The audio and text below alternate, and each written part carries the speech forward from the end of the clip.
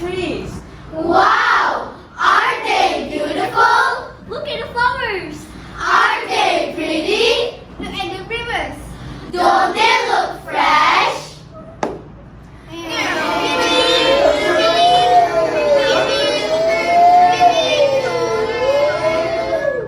Gas, smoke. Ugh! Doesn't it smell bad? Look at the lights. Aren't they too bright?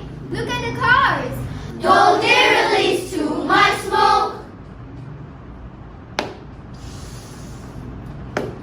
Greetings to all the judges, timekeepers, and audiences.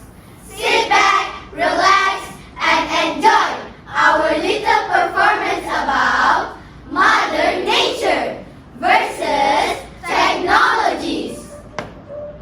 Say everyone, what is Mother Nature? Great question. I don't have a clue what it is. Aha! Mother Nature is like a mother to earth. Without Mother Nature, all we could see is just dark surrounding. With no plants, No rivers. no oceans, and no ecosystem. Do you even dare to live in this world without Mother Nature? Ah! I don't! With Mother Nature, we could see forests, green hills, rivers, the ocean. At night, we could see stars. But if only people don't use much light pollution.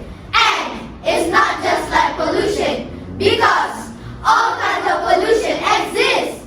They are hiding everywhere. Factories, chemicals, wildfires. What do they do? They destroy everything. The air we breathe, ecosystems, the ocean, and our health. Oh no! How sad! One question. Do our phones and other devices give bad impact to our Mother Nature? Definitely. Phones, computers, laptops, tablets, they are all technologies. Those technologies could ruin our Mother Nature. But if you use them wisely, you'll get them in handy. That's right.